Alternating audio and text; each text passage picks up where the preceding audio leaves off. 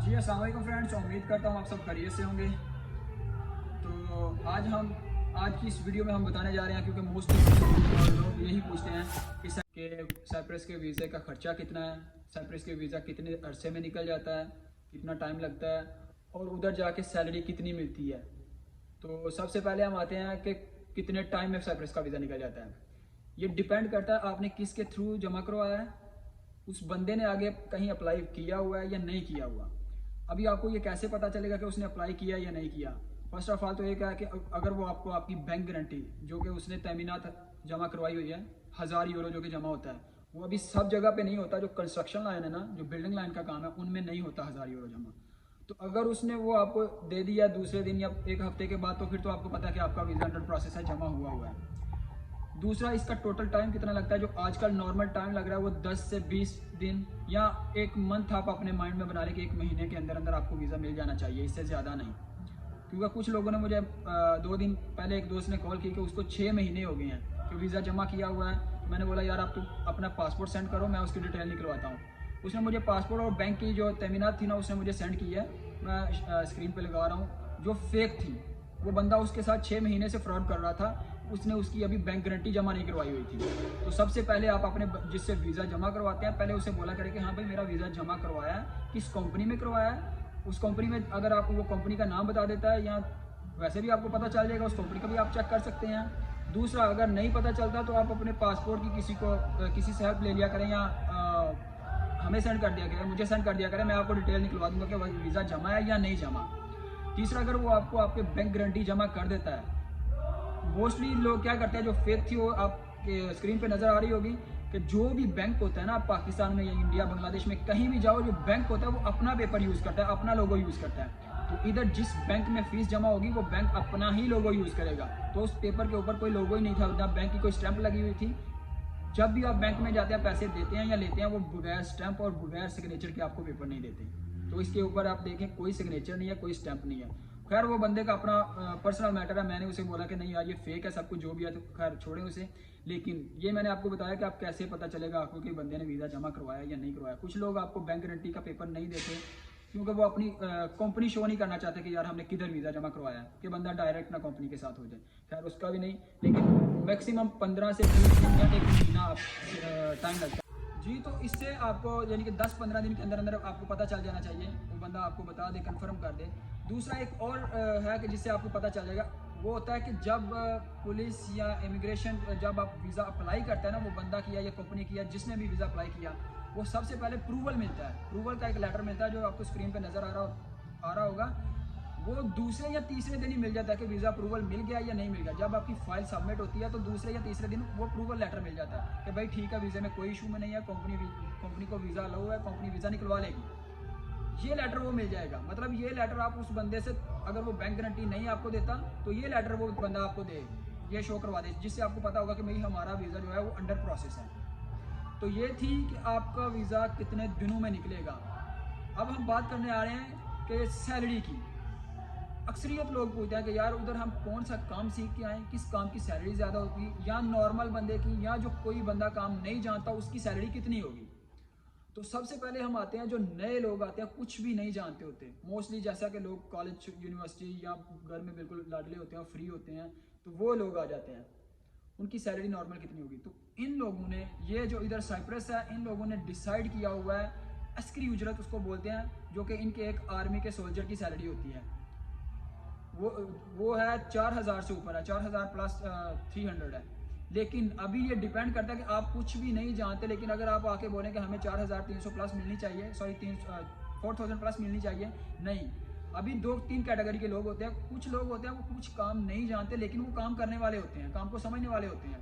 वो अपनी फुर्तियों से या जैसा भी करते हैं, वो काम जानते नहीं, लेकिन इतनी तेज़ी से करते हैं कि बंदा समझ जाता है यार बंदा काम जानता नहीं, लेकिन काम करने वाला है, मुझे इसकी ज़रूरत है। कुछ बंदे होते हैं वो काम कर सकते हैं लेकिन करते नहीं, हाडा हराम जिनको हम नॉर्मल बोलते हैं। तो फिर उनकी सैलरी इतनी ज़्यादा नहीं होती, उनकी इससे भी कम लग सकती है। और तीसरे लोग होते हैं जो काम जानते होते हैं, मास्टर होते हैं, उनके पास हुनर होता है, तो उनको फिर सैलरी अच्छी मिलती है। बेशक अगर बंदे ने आपको पाकिस्तान बताया कि यार आपकी असली उजरत लगेगी 4000 या 4500, तो ये अपने माइंड में फिक्स नहीं कर लेना कि यार हमारी सैलरी इतनी ही लगेगी। नहीं, जब आप आके अपनी ट्रायल देते हैं कि काम करके बताते हैं, तो बंदे को आपका दिल को लग जाते हैं, तो बंदे के तो फिर वो आपकी सैलरी फिक्स करता है। जो आपके परमिट में लिखी होगी वो सैलरी कम होगी, लेकिन जब आप उसको काम करके दिखाते हैं तो फिर वो आपकी सैलरी ज़्यादा देगा आपको, क्योंकि अब आप उसकी मजबूरी बन गए हैं, उसको ज़रूरत बन गई है, उसको ज़रूरत है आपकी, तो इस वजह से फिर आपकी सैलरी ज़्यादा होगी। नॉर्मली जैसा कि हमने सुना, आपने भी देखा होगा, नॉर्मल मैंने भी, मेरे साथ पिछले जब मैं अभी लास्ट टाइम पाकिस्तान गया था, मेरे साथ ऐसा हुआ कि मैं मेरे पास टाइम कम था, लेकिन मुझे ना थोड़ा मसला था दांतों में, तो मैं एक डॉक्टर के पास चला गया, तो उसने मुझे बोला कि यार ये काम मैं चीप कर दूंगा। उसने मुझे तकरीबन 1200-1300 बोला। मैंने कहा यार ये कम करेगा, ये मतलब अच्छा नहीं करेगा। मैं ऐसे ही एक और डॉक्टर के पास गया, लेकिन उसके पास इतना नहीं था, वो जानता, लेकिन उसने मुझे 9000 बोल दिया। तो मेरे माइंड में आ गया यार ये बंदा सब कुछ जानता है। खैर उसने जो भी काम था वो किया। मतलब क्या है कि वो काम जानने वाले को, जिसको हम समझते हैं ना कि ये बंदा काम जानता है या कर सकता है, उसकी सैलरी उस हिसाब से ज़्यादा होती है। तो अपने माइंड में ये फिक्स मत करके आइए कि हमारी जो कॉन्ट्रैक्ट पे लिखी गई है वही मिलेगी। अगर आपके कॉन्ट्रैक्ट पे आपको 4500 लिखी है या 3000 या 4000 लिखी है, वो डिपेंड करता है आपके काम पे। अगर आप आके इधर 4500 का काम नहीं करते तो कौन करेंगे, तो कौन आपको 4500 देगा? हो सकता है कम दे, लेकिन अगर आप उससे ज़्यादा करते हैं, उसकी सोच से ज़्यादा करते हैं, वो आपको ज़्यादा सैलरी देगा। अभी थोड़ी देर पहले, आज की ही बात है कि मुझे दोस्त ने कॉल की, यार मैंने एक दोस्त से वीज़ा अप्लाई किया हुआ है, तो उसने मुझे 900 यूरो मेरी सैलरी बताई है। जो ये एक झूठ है, क्योंकि इधर यूरो में सैलरी नहीं मिलती। बहुत कम लोग यूरो में सैलरी देते हैं। जब ये सारा इनका अपना जो काम है ना, कारोबार है, वो पाउंड्स में चलता है, यूरो पाउंड में चलता है। लेकिन जब सैलरी देने की बारी आती है, फिर ये तुर्किश लीरा इस्तेमाल करते हैं। और तुर्किश लीरा जो नॉर्मल सैलरी है, उसने मुझे बोला कि मेरे रेस्टोरेंट का वीज़ा है, अप्लाई किया हुआ है। रेस्टोरेंट में वीज़ा, अभी वो बंदा फ्रेशर है, कोई काम नहीं जानता, ना वेटर है, ना शेफ़ है, ना कोई और काम जानता है, तो उसको कौन 900 यूरो सैलरी देगा? जो कि एक नॉर्मल एक शेफ़ की भी इतनी नहीं बनती अभी। जो नॉर्मल साइप्रस में सैलरी चढ़ी है वो तकरीबन 900, वो बोल रहा था 9000 सैलरी एक शेफ़ की भी नहीं है। जो अच्छा खासा शेफ़ हो उसकी 9000 बनती है। तो ये एक ऐसे अक्सरियत लोग अपना वीज़ा सेल करने के लिए आप लोगों से झूठ बोल देते हैं। प्लीज़ पहले कंफर्म कर लिया करें, बाद में मसले पैदा करने के लिए, कि बाद आप उससे आके झगड़ा करें, पहले उससे क्लियर किया। तो मेरी ऐसे जो लोग वीज़े सेल करते हैं उनसे भी रिक्वेस्ट है कि प्लीज़ आप अपने बंदे को अच्छी तरह गाइड किया करें कि आपका ये काम है, आपकी ये सैलरी है, कि बाद में कोई मसला ना बने। अक्सरियत लोग ऐसे, थोड़े दिन पहले मुझे एक मेरे दोस्त ने कॉल की कि यार प्लीज़, मेरा एक दोस्त नया गया है तो उसका काम थोड़ा हार्ड है। उसको पाकिस्तान में बताया गया था कि आपका ना ये फ्रूट्स का शॉप मार्केट का वीज़ा है, लेकिन उसको मंदरे में ले गए थे, जिधर वो 12 घंटे ड्यूटी कर रहा था। तो प्लीज़ ऐसा आप भी ना किया करें। तो जो वीज़ा अप्लाई करने वाले हैं वो भी, उनसे भी रिक्वेस्ट है कि पहले आप कंफर्म कर लिया करें, बाद में झगड़े से रहता है। तो तीसरी बात है हमारी, तीसरी और सबसे अहम बात जो मोस्टली अक्सरियत लोग बोलते हैं कि साइप्रस के वीज़े का खर्चा कितना है। जब भी कोई बंदा बात करता है तो सबसे पहले वो बात इधर से स्टार्ट करता है कि यार साइप्रस के वीज़े का खर्चा कितना है। तो ये डिफरेंस है, मतलब ये मुख्तलिफ खर्चा होता है साइप्रस के वीज़े का। सबसे पहले तो आ जाता है कि मतलब आपका बंदा कौन सा है जिसके जरिए आपने वीज़ा अप्लाई किया है। फॉर एग्जाम्पल, अगर कोई आपका भाई है, दोस्त है, रिलेटिव है, तो फिर तो वो आपको फ्री में भी वीज़ा दे सकता है, बिल्कुल फ्री, आपका 1 रुपया भी नहीं लगेगा, जस्ट आप टिकट लेके भी आ सकते हैं। लेकिन अगर आप किसी दोस्त से या किसी और कोई बंदा वो है जो आपसे भी प्रॉफिट लेना चाहता है, या उसका भी हक बनता है प्रॉफिट लेना, क्योंकि नॉर्मल वीज़ा सेल हो सकता है। अभी ये देखना है कि वो वीज़ा आपको कितने का सेल करता है, कितनी प्रॉफिट ले रहा है, तो फिर वो आपको 1500 यूरो, 2000 यूरो, 2500 यूरो में भी दे सकता है। तीसरी बात यह है कि आप किस से ले रहे हैं, किसी एजेंट से ले रहे हैं या किस से ले रहे हैं, फिर उसकी फ़ीस क्या है। नॉर्मल वीज़े की फ़ीस जो है, फॉर एग्जांपल वो 2500 ले रहा है या 3000 ले रहा है, ज़्यादा भी होती है। और मैंने बहुत ज़्यादा लोग देखे हैं जो बोलते हैं, अक्सरियत बोलते हैं यार पाकिस्तानी पैसों में बात करो, तो लोग 7 लाख, 7.5 लाख, 9 लाख में आए हुए लोग भी मैंने देखे हैं। तो जस्ट मेरी एक छोटी सी एडवाइस है, या आप एडवाइस नहीं मैं कह सकता, लेकिन जो भी समझ लें आप, फर्स्ट ऑफ ऑल अपने वीज़े की वैल्यू देखिए, आपका वीज़ा कौन सा है। अगर किसी होटल का है या किसी मार्केट का है तो वीज़े की वैल्यू आपका, मतलब प्राइस उसकी थोड़ी ज़्यादा होगी। दूसरी, अगर कंस्ट्रक्शन लाइन का है तो उसकी फीस, उसकी भी थोड़ी ज़्यादा होगी, क्योंकि उसकी जो सैलरी होती है वो ज़्यादा होती है बिल्डिंग लाइन की।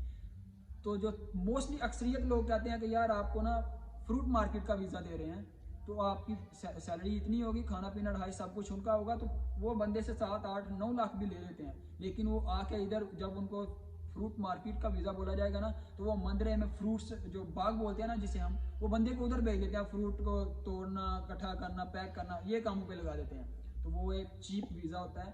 प्लीज़ कभी भी उस वीज़े के लिए 9-10 लाख ना दिया करें। तीसरा होता है कि आप जानवरों के या भेड़ बकरियों का वीज़ा होता है, जो सबसे सस्ता वीज़ा पड़ता है आपको। वो मोस्टली अक्सरियत इधर से लोगों को फ्री भी मिल जाता है, वीज़ा महंगे से महंगा भी आपको फ्री मिल सकता है, होटल का वीज़ा भी आपको अगर कोई चाहने वाला है तो वो फ्री मिल सकता है। लेकिन अगर डिपेंड करता है कि आप किससे ले रहे हैं, वो बंदा कितनी कमीशन ले रहा है। लेकिन अक्सरियत ऐसा नहीं होता, अक्सरियत ऐसा भी होता है क्योंकि जैसे सऊदी अरब में वीज़े सेल होते हैं, ये लोग भी वीज़े सेल करते हैं। कुछ लोग इधर जो इनके लोग हैं वो कंपनी भी आपको चार्ज कर सकती है, वो 1500 यूरो आपसे डिमांड कर सकती है, भाई 1500 दो, हमें 2000 दो, फिर हम आपको वीज़ा देंगे।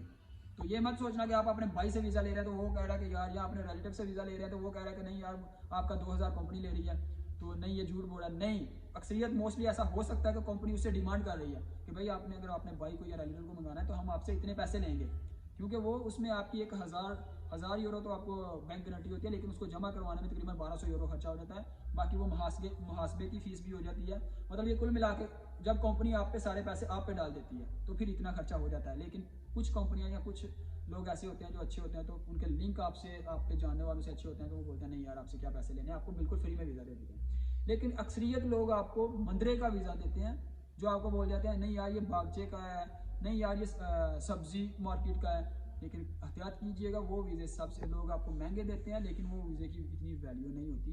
वो काम बहुत टफ होता है, 12-13 घंटे ड्यूटी लेती है और बहुत मुश्किल काम होता है। तो उस वीज़े के इतने पैसे ना पे किया करें, पहले कन्फर्म किया करें। बाद के मसले से बेहतर है आप पहले उससे खुल के बात कर लें, भाई वीज़ा कौन सा है, कितनी सैलरी होगी, सब कुछ हमें पहले डिटेल दो। तो उम्मीद करता हूँ आपको वीडियो पसंद आई होगी।